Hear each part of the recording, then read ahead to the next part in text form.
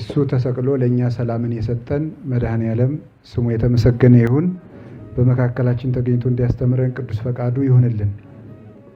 በኩሉ ተአቅቦ እቀብ ልበከ፣ አጥብቀህ ልብህን ጠብቅ በሚል ርዕስ ነው የምንማማረው። መጽሐፈ ምሳሌ ምዕራፍ 4 ቁጥር 23 ላይ የምናገኘው ኃይለ ቃል ነው። ቀጥሎ መጽሐፍ ቅዱስ ላይ በዚሁ አንቀጽ እስመ ውእቱ ነቃ ሕይወት፣ የሕይወት መውጫ ከእርሱ ነውና ይላል። ማን? ልብ። ልብ የሕይወት መዝገብ ነው። ሕይወት የሚገኘው ከልብ ነው። የሕይወቱ ጉዳይ የሚወሰነው በልቡ ነው። በልቡ ይወሰናል። ልቡ ከተበላሸ ሕይወቱ ሁሉ ይበላሻል። ልቡ ከሰመረለት ደግሞ ሕይወቱ ሁሉ የሰመረ ይሆናል ማለት ነው። በዚህ ጉባኤ ሁልጊዜ ስንማማር የምንማማረው አንድ ክፍተታችን ሞልተን የእግዚአብሔርን መንግስት ለመውረስ ነው። ሌላ ዓላማ የለንም። የእግዚአብሔርን መንግስት ለመውረስ ደግሞ ማድረግ ከሚገባን ዋና ነገሮች እግዚአብሔር ያዘዘንን ስራ መስራት፣ እግዚአብሔርን ማምለክ ነው። እግዚአብሔርን ማምለክና እግዚአብሔርን መውደድ ነው ድህነትን የሚያሰጠን። የዘላለም ሕይወትን እንድወርስ ምን ላድርግ ብሎ ለጠየቀው ሰው ጌታ የመለሰለት ጥያቄም እግዚአብሔርን በፍጹም ልብህ፣ በፍጹም ሕሊናህ፣ በፍጹም ኃይልህ ውደድ የሚል ነው የተነገረው። ስለዚህ እንድድን የዘላለም ሕይወት እንድወርስ ምን ላድርግ ብሎ ሲጠይቅ እግዚአብሔርን በፍጹም ልብህ ውደድ ና ያለው። ከዚህ የተነሳ ከልብ ሕይወት ይገኛል ማለት ነው። ማለት ምን ማለት ነው? አምልኮተ እግዚአብሔር ራሱ ከልብ ነው የሚነሳው። እግዚአብሔርን ማምለክ ሃይማኖት ራሱ ከልብ የሚነሳ ነው፣ በልብ የሚወሰን ነው። እግዚአብሔር ልብን ይመለከታል፣ ሰው ደግሞ ፊትን ያያል ተብሎ በቅዱስ መጽሐፍ ተጽፎልናል። እግዚአብሔርን የምናመልከው በምንድን ነው ከተባለ በልብ ነው የምናመልከው። የሕይወት መውጫ ከእርሱ ነውና ሕይወት የሚወሰነው እግዚአብሔርን በልብ በመውደድ በልብ በምናስበው ሐሳብ ነው። ሐሳባችን ነው። ልጄ ልብህን ስጠኝ የሚለው ለዚህ ነው። እግዚአብሔር እጅ ስጡኝ፣ ጆሮ ስጡኝ፣ እግር ስጡኝ ብሎ ራስክን ስጠኝ ብሎ ከህዋሳት አንዱንም አልጠየቀም። ልብህን ስጠኝ ነው ብሎ የተናገረው። እግዚአብሔር የሚፈልገው ልብ ነው። ክፉ ስራዎች ሁሉ ከልብ ነው የሚነሱት። በጎ ስራዎችም ከልብ ነው የሚነሱት። እስመ እምተረፈ ልብ ይነብብ አፍ ብሏል ጌታም በወንጌል የማቴዎስ ወንጌል ምዕራፍ 15 ላይ ከልብ ሞልቶ የተረፈውን አፍ ይናገራል ብሏል። ደቀ መዛሙርቱ እጃቸውን ሳይታጠቡ በሚበሉበት ጊዜ ለምንድን ነው ደቀ መዛሙርቱ እጃቸውን ሳይታጠቡ የሚበሉት ብለው ቢጠይቁት ከልብ የሚወጣው ነው እንጂ ወደ አፍ የሚገባው አያረክስም አላቸው። ስለዚህ ወደ አፍ የሚገባው አያረክስም ማለት በጾሙም በሌላውም ጊዜ ዝም ብለን ብንበላ አያረክሰንም ለማለት ሳይሆን ከልብ የሚወጣው ቂም፣ ዝሙት፣ ክፉ ሐሳብ፣ በቀል፣ ቅናት ሰውን ያረክሰዋል እንጂ እጅን ታጥቦ መብላትና ለመብላትስ ልብን አያረክሰውም ብሎ ተናግሯል። ስለዚህ ሰውን የሚያረክሰው ከየት ነው ሲባል ከልብ የሚወጣው ነገር ነው። ስለዚህ ልባችሁን ጠብቁ። ልብን መጠበቅ የአምልኮተ እግዚአብሔር መነሻም መጨረሻም ነው። ክርስቲያንነታችን መጠበቅ የምንችለው ልባችን ከጠበቅን ነው። ሃይማኖታችን መጠበቅ የምንችለው ልባችን ከጠበቅን ነው። የሰው ሕይወቱ ነፍሱ ናት፣ ነፍሱ ደግሞ ልቡ ናት። ስለዚህ ልቡን የጠበቀ ሰው ነፍሱን ይጠብቃል። ነፍሱን የጠበቀ ሰው ደግሞ ሕዋሳቱን ያድናቸዋል ከክፉ ነገር። ብዙ ነገሮች እያቀድናቸው የሚፈርሱብን ምክንያት ልብ ስላላመነበት ነው። መልካም ነገሮች ሁሉ ክፉ ነገሮችም አንድ ጊዜ ልብ ካቀደ በኋላ እነዚያን ነገሮች ማስተካከል ጨርሶ የማይቻል ነው። ልብ እንደ መንገድ ያለ ነው። መንገድ ነው። መንገድ ስለሆነ አጥር ካልታጠረ በጣም ብዙ የሚረግጡት ነገሮች አሉ። እነዚያ ሁሉ ከረገጡት በኋላ ልብን አርሶ ቆፍሮ ዘር መዝራትና ማብቀል አይቻልም። ታስታውሳላችሁ ጌታ በወንጌል እንደተናገረ የማቴዎስ ወንጌል ምዕራፍ 13 ላይ ዘሪው ሊዘራ ከወጣ በኋላ ዘሪው ዘሩን ሲዘራ በአራት ቦታዎች ላይ ወድቀዋል። ከአራቱ ቦታዎች ላይ አንዱ የወደቀው ምን ላይ ነበር የወደቀው? መንገድ ላይ የወደቀ ነበር ይላል። መንገድ ላይ የወደቀውን ወፎች መጥተው ለቀሙት። መንገድ የተባለ ምንድን ነው? ልብ ነው።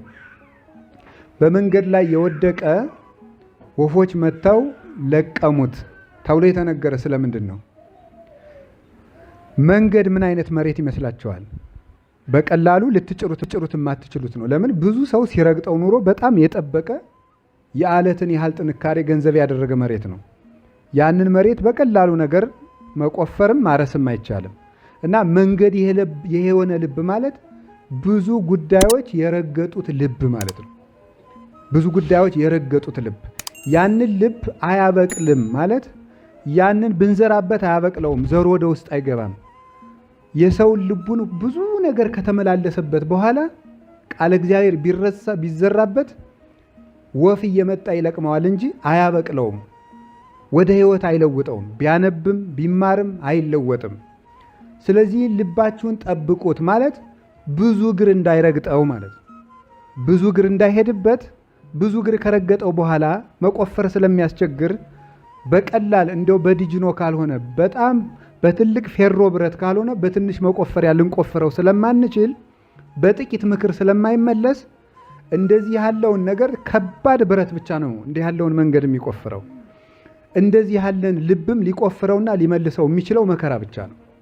መከራ ካልመጣበት ደንግጦ አይመለስም። የሆነ ነገሩን ካላጣ በስተቀር መንገድ የሆነ ልብ ያለው ሰው መመለስ አይችልም።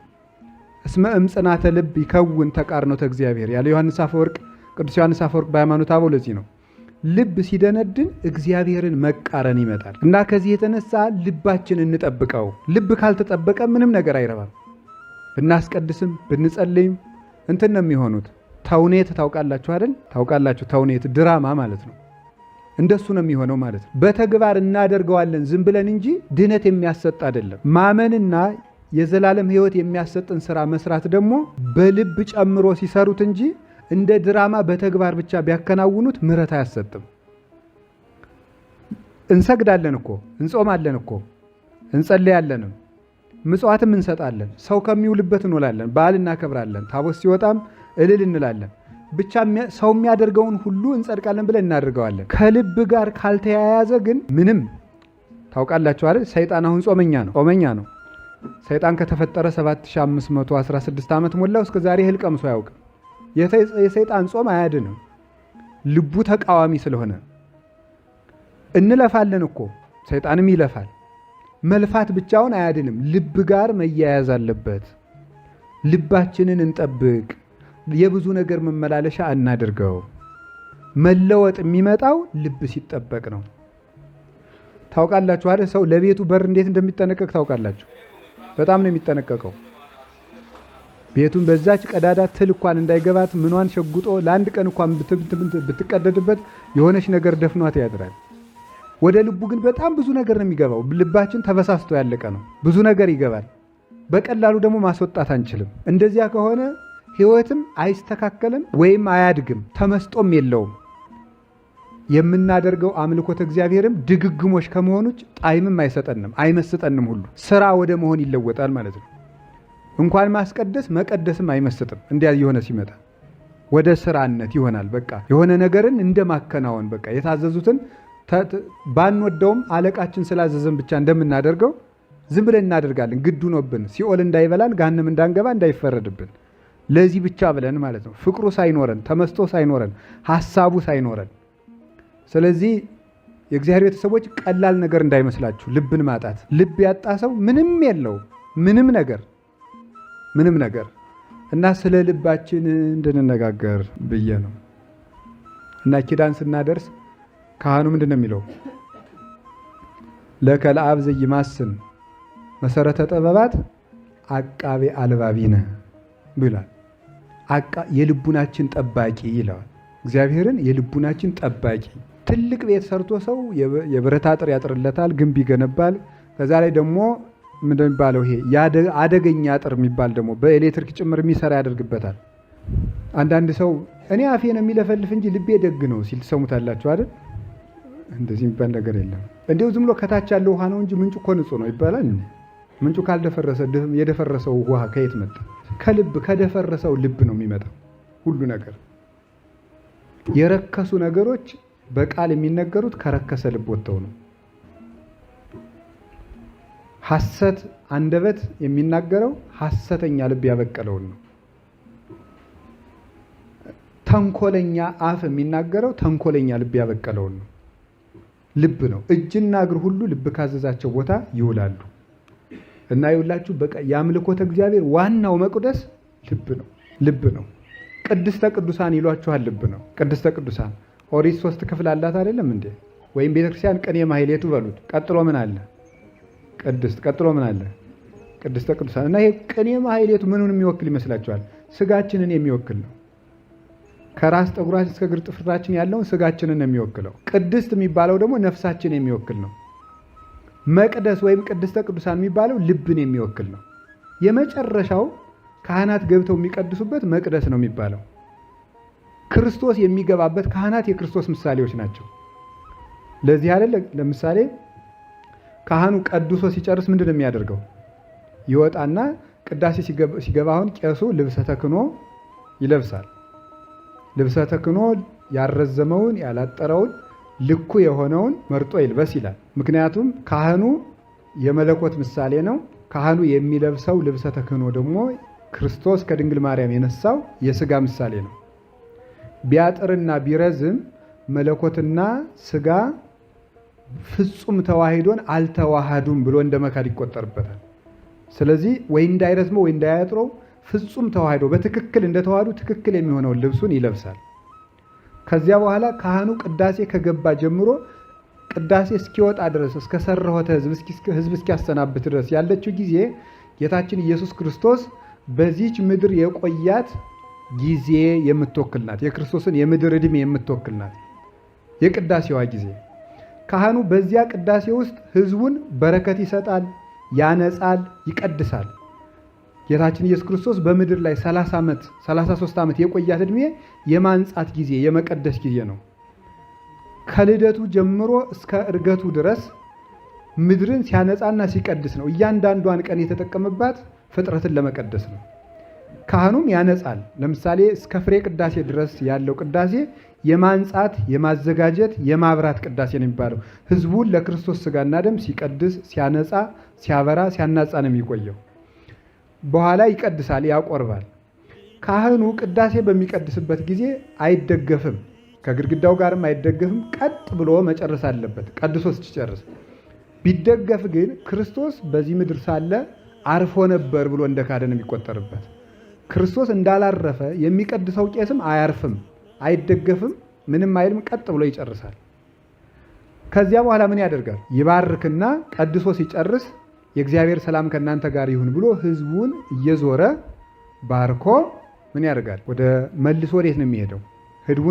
ሕዝቡን በእጁ ካሳለመ በኋላ ወደ የት ይገባል? መልሶ ወደ መቅደስ ይገባል ማለት ነው። ይሄ ማለት ምን ማለት ነው? ጌታችን ኢየሱስ ክርስቶስ አስተማረ፣ ተሰቀለ፣ ሞተ፣ ተነሳ። ሲያርግ በእጁ እየባረካቸው ወደ ላይ ወንዘ ይባርኮሙ ተረሃቆሙ እንደሚለው የሐዋርያት ሥራ ምዕራፍ 1 ላይ ሐዋርያትን እየባረካቸው ወደ ላይ አርጎ ነበርና ቄሱም የክርስቶስን ዕርገት ወክሎ ያሳልምና መልሶ ወደ መቅደስ ያርጋል። ያ የሚገባባት ቅድስተ ቅዱሳን መልሶ ወደ መቅደስ የሚገባበት ምክንያት ክርስቶስ ወደ ቀዳማዊ ክብሩ መግባቱን ውሳጤ መንጦላዕት ገብቶ ማዕርገ መላእክት እንደ ጫማ ተጫምቶ ኖረ የምንለው ከዚህ ተነስተን ነው። በዚያ ስዋሪው የሚኖሩና በምዕመናን ልቡና የመኖሩ ምሳሌ ነው። ስለዚህ ልብ በሉ፣ ቄሱ መቅደሱ ካህኑ ብቻ የሚገባበት ነው። ልባችን ክርስቶስ ብቻ እንዲገባበት የተፈቀደ ነው ቅድስተ ቅዱሳን የሚባለው እና ስለዚህ መቅደሱ ልዩ ክብር እንደሚሰጠው ከቅኔ ማህሌቱ ቅድስቱ ይከብራል። ለምሳሌ በቅድስቱ የሚቆሙት የሚቆርቡ ብቻ ናቸው። ከሚቆርብ ሰው ውጭ በቅድስቱ ገብቶ የመቆም ስልጣን የለውም፣ አልተፈቀደለትም። ከቅድስቱ ከቅኔ ማህሌቱ ቅድስቱ እንደሚከብረው ከስጋ ክብር የነፍስ ክብር ይበልጣል። ከቅድስቱ የመቅደሱ ክብር እንደሚበልጠው ከዚህኛው ደግሞ ከነፍሳችን ደግሞ የልብ የመጨረሻዋ የልብ የነፍስ የመጨረሻዋ ቅድስናዋ ንጽሐ ልቡናዋ ይበልጥላታል። ስለዚህ ስጋ አይምሮ ወይም ህሊናና ልቡና ናቸው ቅኔ ማህሌት፣ ቅድስት፣ መቅደስ የሚባሉት። ስለዚህ የመጨረሻው ለካህኑ ብቻ። በብሉይ ኪዳን ደግሞ ስትሄዱ በኋላ እነግራችኋለሁ እንዴት እንደሆነ። በብሉይ ኪዳን ደግሞ ስንመለከት በብሉይ ኪዳን ዘመን በቅድስተ ቅዱሳኑ መግባት የሚችለው ማን ነው? ሊቀ ካህናቱ ብቻ ነው። ሊቀ ካህናቱ ብቻ በቅድስተ ቅዱሳኑ ይገባል። ሌዋውያን በውጭ ነው የሚገቡት። ፍጡራን አፋውን ይባርካሉ። መልአክም ሆነ ካህንም ሆነ በአፋ ነው የሚባርከው። ልብ ውስጥ ገብቶ የሚያድረው የሚቀድሰው ሊቀ ካህናት ኢየሱስ ክርስቶስ ነው። በሐዲስ ኪዳን መቅደሶቹ እኛ ነን። አንደኛ ቆሮንቶስ ምዕራፍ 3 ቁጥር 16 ላይ እንደተነገረው ኢተአምሩኑ ከመ አንትሙ ታቦቱ ለመንፈስ ቅዱስ፣ እናንተ የመንፈስ ቅዱስ ማደሪያ እንደሆናችሁ አታውቁምን ተብሎ እንደተነገረን አሁን የሐዲስ ኪዳን መቅደሶች እኛ ነን። በዚህ መቅደስ የሚገባው ሊቀ ካህናት ደግሞ ክርስቶስ ነው። ይሄ መቅደስ ክርስቶስ እንዲገባበት የተፈቀደ ነው። ምናልባት ሌዋዊ ወይም ሌላ ሰው ወደ ቅድስተ ቅዱሳን ቢገባ መልአክ ይቀስፈዋል። በልቡናችን እንደዚያ ያደረገ ሰው ቢኖር በሀገር ላይ ሁሉ መቅሰፍት ይወርዳል። ልባችን ከክርስቶስ ፍቅር በላይ ሌላ ነገር ቢገባበት ሕዋሳታችን ሁሉ ደዌ፣ ኃጢአት በሙሉ ይቀስፋቸዋል፣ ይጠፋሉ፣ በረዶ ይመታቸዋል። እናማ እንደዚያ ስለሆነ ልባችሁን ጠብቁ። ልባችን ለመጠበቅ ያብቃን። ልብን እንዴት እንጠብቅ ነው እንግዲህ። ልብ አያችሁ ክብሩ ቅድስተ ቅዱሳን ነው። የእያንዳንዳችን ልብ የሐዲስ ኪዳን መቅደስ ነው፣ ሊቀ ካህናቱ የሚገባበት እርሱም ክርስቶስ ነው። እንዲህ ብሎ እንደነገረን እመቦ ዘአቀበ ቃሌ አነ ወአብ ንመጽእ ኀቤሁ ወንገብር ምዕራፈ ውስቴቱ፣ ቃሌን የሚጠብቅ ሰው ቢኖር እኔም አባቴ መተን በሱ እናድራለን ብሏል። የዮሐንስ ወንጌል ምዕራፍ 14 ቁጥር 22 ላይ ቃሌን የሚጠብቅ ሰው ካለ እኔም አባቴ መተን እናድራለን። የአብና የመንፈስ ቅዱስን ሲነግረን የወልድን የመንፈስ ቅዱስን ደግሞ ቅዱስ ጳውሎስ ነገረን። እናንተ የመንፈስ ቅዱስ ማደሪያ አይደላችሁምን ብሎ አንዱ አካል እንደማይቀር ሲያጠይቅ፣ ስለዚህ ለሶስቱ አካል መግቢያ ሊቀ ካህናት ኢየሱስ ክርስቶስ ከባሕሪ አባቱ ከአብ ከባሕሪ ሕይወቱ ከመንፈስ ቅዱስ ጋር በተገናዝቦ ባለበት ከወይን ጸንቶ እርሱ ገብቶ የሚቀድሰው ትክክለኛው መቅደስ ልብ ነው። ኦሪት ዘሌዋውያን ላይ ሲናገር የበጉን ለመስዋዕት የሚቀርበውን በግ ኩላሊቱንና ልቡን ንጹሕ አድርገህ እጠበው ይላል። ንጹሕ አድርገህ እጠበው፣ ራሱን ጭምር እንዲያጥበው። የበጉን ራስ ያጥበዋል፣ ኩላሊቱን ያጥበዋል፣ ልቡን ያጥበዋል። ይህ ምን ማለት ነው? ራሳችሁ ማለት ርዕሰ ልቡናችሁን ፈጽማችሁ ንጹሕ አድርጉ ነው። በግ የተባለ ደግሞ ዛሬ ምንድን ነው? ዛሬ በሐዲስ ኪዳን በግ የሚባለው እያንዳንዱ ክርስቲያን ነው። አሁን ለክርስቶስ የምናቀርበው የምናርደው በግ የለም። ዛሬ የምናቀርብለት መስዋዕት እሱ ነው። አኀዊንን አስተበቋክሙ በሳይሉ ለእግዚአብሔር ከመ ታቅርቡ ነፍስተክሙ መስዋዕተ ንጹሐ ወሕያወ ወቅዱሰ ለእግዚአብሔር። ሮሜ ምዕራፍ 12 ቁጥር 1 ጀምሮ ሲናገር ቅዱስ ጳውሎስ ወንድሞቻችን በእግዚአብሔር ቸርነት እንማልዳችኋለን፣ ሰውነታችሁን ንጹሕና የተወደደ ሕያው መስዋዕት አድርጋችሁ ለእግዚአብሔር ታቀርቡት ዘንድ ይላል። ሕያው ንጹሕ የተወደደ ዋጋ የሚያሰጥ መስዋዕት አድርጋችሁ ለእግዚአብሔር ታቀርቡ ዘንድ ወንድሞቻችን እንለምናችኋለን ይላል። ሰው ለእግዚአብሔር የሚያቀርበው መስዋዕት የገዛ ሰውነቱ ነው። ያ ደግሞ ልቡ ነው። ልብ ለእግዚአብሔር የምናቀርበው መስዋዕት ነው። ቅዱስ ዳዊት እንዲህ ይላል፣ ወጽንሐኒ ትሰምር፣ አትወድም እጅ ብትወድ ዕጣኑን መስዋዕቱን ባቀረብኩልህ ነበረ። መስዋዕቱ ለእግዚአብሔር መንፈስ የዋህ፣ ለእግዚአብሔር የሚቀርበው ንጹሕ መስዋዕት የተሰበረ ልብ ነው፣ ቅን ሕሊና ነው። ልበ ትሑተ ወየዋህ ይሜንን እግዚአብሔር ትሑት ሰብእናን ቅን ልቡናን አይንቅም ይላል። ለእግዚአብሔር የሚቀርብለት መስዋዕት የተሰበረ ልብና ቅን ሕሊና ነው። ይህን የሚፈልገው አፋዊ ነገሮች አይደለም። ጌታ ወንጌል ላይ ሲያስተምር ሰምታችሁለን። ወለዘንቱሰ ኩሎ አሕዛበ ምድር ዘአፋ ያስተስዋ። አሕዛብን ምን እያለ የሚጠራቸው? ዘአፋ እያለ የሚጠራቸው። እነዚህንማ በአፋ ያሉ አሕዛብ ሁሉ ይሹታል ነው የሚለው። አሕዛብ ዘአፋ ነው የሚባለው። እኛ ዘውስጥ ነን። ውስጣዊ ሰዎች ስለሆን መስዋዕታችንም ውሳጣዊ ነው እና ከልብ እኔ ልብ ከሌለው ድንግል ልብ ያለው ዘማዊ ይሻለኛል። ልብ ትልቅ ነገር ነው። ሳያስብ ንጹሕ ከሆነ ሰው እያሰበ ደካማ ሰው ይሻላል። ሀሳብ የሌለው ሰው ከንቱ ነው። ዝም ብሎ በቃ አለል ዘለል ብሎ የሚኖር ማለት ነው። አለል ዘለል ማለት ልል ዘሊል አትሆን የሚለው ለዚህ ነው። እንዲሁ የሚል ሰው ማለት ነው። ከቃሉ ጋር ናቸው። እግዚአብሔር ከሁላችሁ ጋር። አጥብቀህ ልብህን ጠብቅ በሉ እስቲ። አጥብቀህ ምንህን ጠብቅ? ልብህን ጠብቅ። ምን ስለሆነ? የህይወት መውጫ ህይወት ክርስቶስ የሚገባበት ምንድን ነው ያልነው? ቅድስተ ቅዱሳን መቅደስ። ልብ ገነት ነው። እስኪ ልብ ገነት ነው በሉ። ልብ ምንድን ነው? ገነት ነው። ልብ ገነት ነው በእውነት ማለት ነው። ልብ ገነት የሚሆነው ለምን ይመስላችኋል? ልብ ገነት ነው። እግዚአብሔር በልብ ይተከላል። ከዚያ የህይወት ፍሬ የምናፈረው ምግባር የምናፈረው በህዋሳቶቻችን ናቸው። እጅ፣ እግር፣ አፍ፣ አይን፣ ጆሮ የልብ ፍሬ ማውጫዎች ናቸው። ገነት ማለት የአትክልት ቦታ ማለት ነው። በጣም ጥሩ ጥሩ ተክሎች ያሉባት ነው። ልብ ውስጥ ምን ይደረጋል? እግዚአብሔር ይተከላል። ከዚያ በኋላ እግዚአብሔር ከተተከለ በኋላ እግዚአብሔርን በልባችን የመተከሉ ፍሬ በእጅ ይገለጣል፣ በአይን ይታያል፣ በጆሮ ይታያል፣ በአፍንጫ ይታያል፣ በእግራችን ይታያል፣ በእንቅስቃሴያችን ይታያል፣ በአነጋገራችን፣ በአበላላችን፣ በአኗኗራችን፣ በአስተያየታችን ይታያል ፍሬዎቹ። ስለዚህ ግን ልብ ገነት ነው። ለዚህ ነው አረጋዊ መንፈሳዊ ልቡ ለባሕታዊ ገነተ ተድላ። የባሕታዊ ልቡ ተድላ ደስታ ያለባት ምንድን ነው ያለ? ገነት ነው። እና እንዴት እንደምንጠብቀው ነግራቸዋለሁ። እና ሔዋን ይሄን ሁሉ ዕዳ ለእኛ ጭምር ሊያመጣችብን ገነት ውስጥ እባብን በማዳመጧ ነው። የእባቡ የዲያብሎስ ሐሳብ ወደ ገነት ወደ ልብ ገነት ከገባ ያን ጊዜ ልብ ይሰበራል። ገነት ውስጥ ገነት በዲያብሎስ ተደፈረች ማለት ነው። መጀመሪያ እግዚአብሔር ከምንድን ነው የሚያስወጣ? ሔዋንና አዳምን በሞት ከመቅጣቱ በፊት ከልብ ነው ከገነት ነው ያስወጣቸው። ከገነት ማስወጣት ማለት እግዚአብሔር በዲያብሎስ ምክር ተታለን ልባችን ውስጥ እግዚአብሔር ጸንቶ እንዳይኖር ካደረግን መጀመሪያ ልብ ነው የሚነሳል። እግዚአብሔርን እንደ እግዚአብሔርነቱ እያወቁት ስላላከበሩት ለማይረባ አይምሮ አሳልፎ ሰጣቸው ያለው ቅዱስ ጳውሎስ ይሄን ነው። ልብ ሲነሳ ማለት ነው። እግዚአብሔር ልብ ይነሳል እምቢ ካሉት ማለት ነው። አዳምና ሔዋን መጀመሪያ ያጡት ገነት ልብ ነው እና ልብ ገነት ነው። እግዚአብሔር የሚተከልበት በሱራፌ የሚጠበቅ ረቂቅ ሀገር ነው። የደስታ ምንጭ ነው። እምከመ ይትፌሳህ ልብ ይበርህ ገጽ። ገነት የደስታ ምንጭ ናት። ልብ ሲደሰት ፊት ይበራል። እምከመ ያሐዝን ልብ ይደምን ገጽ። ልብ ሲያዝን ደግሞ ፊት ይጠቁራል ይላል። አሰሩ ለልብ ብሩህ ገጽ። የልብ መታወቂያው ብሩህ ገጽ ነው ይላል። ፊት ይበራል። ቅዱሳን በነገራችሁ ላይ እየበቁ ሲሄዱ ምን እያሉ ነው የሚሄዱ? ፊታቸው ምን እያለ ነው የሚሄዱ? እያበራ ማለት ነው። አዝነው እንኳን ይደሰታሉ ማለት ነው። አዝነው እንኳን ይደሰታሉ። በፍጹም የሚደነቅጥ የተኮሳተረ ፊት አይኖራቸውም። እና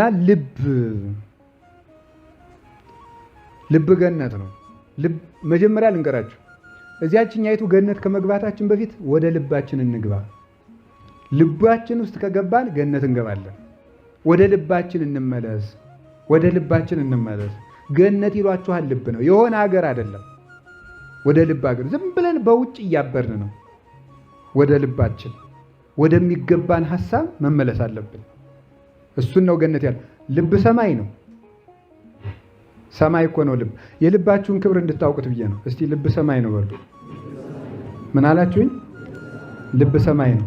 እግዚአብሔር ፍጥረትን ሲፈጥር እሁድ 8 ፍጥረታትን ፈጥሯል። ሰኞ ምን ፈጥሯል? ጠፈርን። ማክሰኞ ምንም ፈጥሯል? አቤት እጽዋትን ፈጥሯል። ረቡዕ ምንም ፈጥሯል? ፀሐይ፣ ጨረቃ፣ ከዋክብትን ፈጥሯል ማለት ነው። የማክሰኞ ፍጥረታት ምንድን ናቸው? የማክሰኞ ፍጥረታት ምንን የሚወክሉ ይመስላችኋል? ሰኞ ምንድን ነው ያደረገው እግዚአብሔር? ውሃውን ሰበሰበው አይደል እንዴ? ሰኞ ውሃውን እግዚአብሔር ሰበሰበው። በየቦታው ሰበሰበና ከአራት ቦታ ከፈለው። እዚያ ውስጥ አንገባም ጊዜያችን ለመቆጠብ። ሰኞ ከምድር ላይ ውሃውን እግዚአብሔር አነሳና ይሄ ምን ማለት ነው? ማክሰኞ ምድር ምን አለ? ታብቅል አለ። መጀመሪያ ሰው በላዩ ላይ የታቆረው የኃጢአት ውሃ ካልተራገፈለት ምግባራትን ሊያፈራ አይችልም። ስለዚህ ትክክለኛይቱ የመጀመሪያይቱ ምድር ሰውነታችን ነው። ይሄ አፋዊ ሰውነቱ እሱ ነው። ውሃው ይሰብሰብ ማለት ኃጢአት ይልቀቀው፣ ጎርፉ ይድረቅለት ማለት ነው። ንስሐ ይደርቃል። ከዚህ በኋላ ይሄ ሰውዬ ምን ያደርጋል? ማፍራት ይጀምራል፣ ማበብ ይጀምራል። እነዚያ ፍሬዎቹ የመንፈስ ቅዱስ ፍሬዎች ናቸው። ምድር ሰውነታችን ነው። በዕለተ ረቡዕ ከዚያ ምንድን ያደረገ? ሰኞ በፈጠረው ሰማይ ላይ ምን አደረገ? ፀሐይ፣ ጨረቃ፣ ከዋክብት ያብሩ አለ። ፀሐይ፣ ጨረቃ፣ ከዋክብት። ያ ሰማይ ይሄ ጠፈር የኛ ልብ ነው። ፀሐይ ኢየሱስ ክርስቶስ ነው። ጨረቃ ቤተ ክርስቲያን ናት። ከዋክብት ደግሞ ቅዱሳን ናቸው። ሰው በልቡ ውስጥ የክርስቶስ ፍቅር፣ የቤተ ክርስቲያን ፍቅርና የቅዱሳን ፍቅር ሊኖረው ይገባል። ያ የሆነ እንደሆነ ሰውየው ሰማይ ይሆናል ማለት ነው። ሰማይ ይሆናል። የዚያን ጊዜ ወጽልመትኒ ይቀርቦ ወይ ይረክቦ። እንዲህ ያለውን ሰው ፀሐይ ክርስቶስ፣ ጨረቃ ቤተ ክርስቲያን፣ አንትሙ ብርሃኑ ለዓለም የተባሉት ቅዱሳን በልቡናው ሲያበሩለት እንዲህ ወዳለ ሰው የድንቁርና ያላዋቂነት ጨለማ ወይም የክህደት ወይም የኃጢአት ጨለማ አይቀርበውም። ስለምን? ልቡ ሰማይ ሆኗልና። ልብ ሰማይ ሆነ ማለት ምን ማለት ነው?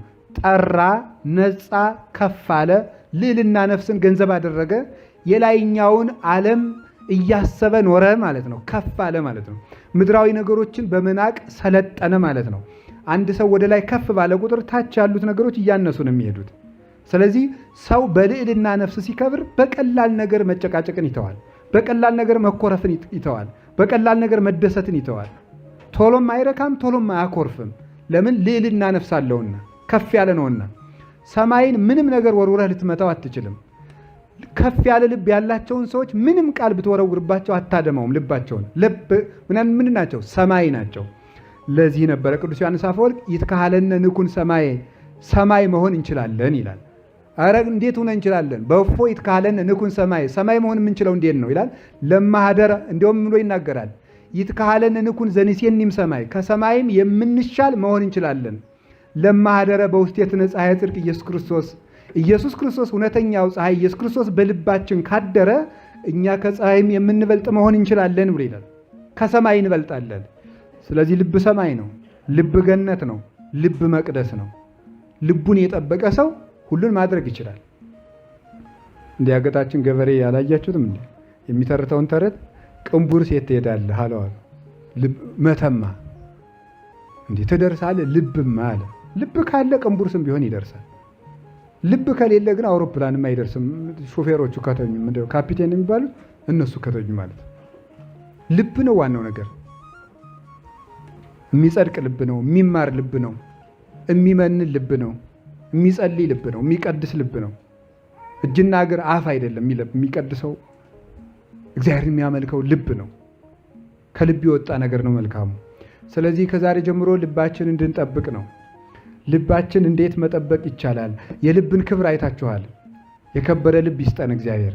እንደዚህ ያለ ስለሆነ ከሚያረክሱን ነገሮች እንድንጠበቅ ልባችን ትልቅ ነገር ነው። የሕይወት መውጫ ከእርሱ ነው ያለው ለዚህ ነው።